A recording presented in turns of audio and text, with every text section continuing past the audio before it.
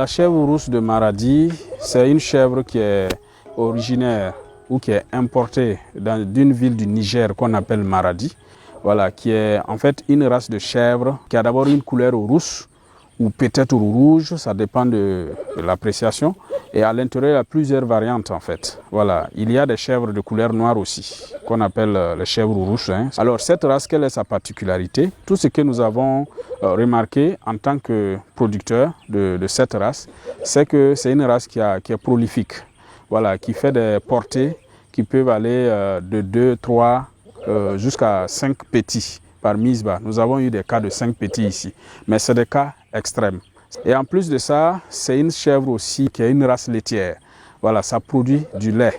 Voilà, vous allez remarquer qu'il y a des femelles que vous allez voir, les mamelles sont assez volumineuses. Voilà, et ça produit suffisamment de lait. Voilà pourquoi on lui a donné en fait le sobriquet de la vache du pauvre. Voilà, parce qu'une famille qui a ça, lorsque la chèvre est en lactation, il y a suffisamment de lait, en tout cas pour nourrir la famille. Voilà. L'autre chose aussi, c'est une chèvre dont la chair ne dégage pas de mauvaise odeur. Et l'autre chose, c'est une race qui est peu turbulente. Voilà. Donc du coup, son élevage est moins difficile. Au stade actuel, nous sommes, je crois, à une quarantaine de chèvres présentes ici. Et également aussi à environ, je crois, une vingtaine de moutons. Notre idée, c'est d'avoir un effectif assez important.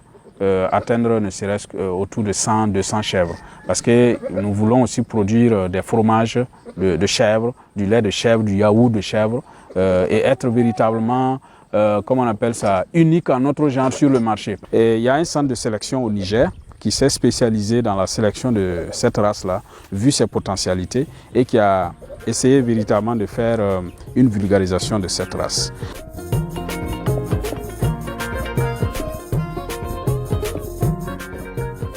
Ce centre aujourd'hui, il compte plus de 500 têtes d'animaux et ils sont répartis en 7 troupeaux. Ici là où nous sommes, donc nous sommes au niveau de 2 troupeaux.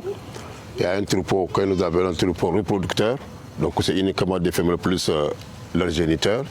Il y a un troupeau des mâles là-bas et le troisième il est là-bas sous le hangar. Et nous avons 4 autres troupeaux à l'intérieur du centre. Tous les mâles portent le numéro impair. Toutes les femelles portent le numéro pair. Comme nous avons un espace important, c'est sur le pâturage naturel. C'est-à-dire les animaux sont conduits au pâturage. Donc maintenant, il faut la conduite le matin d'environ 9h à midi 30 pour revenir que les animaux bavent de l'eau et à 15h, 15h30, ils retournent pour revenir à 17h, 17h30. Donc ça, c'est le pâturage naturel. Maintenant, en plus de ce pâturage naturel, nous donnons une complémentation à ces animaux.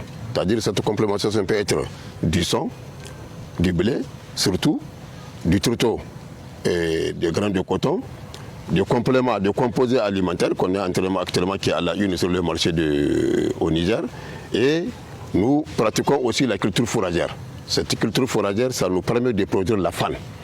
Que ce soit la faune de niébé, que ce soit la faune d'arachide, qui est vraiment une alimentation très enrichissante pour pouvoir complémenter la ration de nos animaux. C'est un animal qui est très facile à élever. Très facile à élever. Avec les villageois, là, c'est même dans les débris du village qu'ils se débrouillent. Donc voilà, c'est le seul problème que la chèvre est rousse et c'est un animal qui est très hostile aux intempéries. Il n'aime pas la pluie, ça c'est, je pense, la nature de tous les caprins. La fraîcheur, c'est ce qui a fait que si vous avez un dispositif, ils ont l'air ici pour se reposer. Maintenant, dès que ça commence à pleuvoir, toutes elles seront à l'intérieur. Mais l'État, il veut vraiment jalousement garder cette race chèvre rousse de Maradi.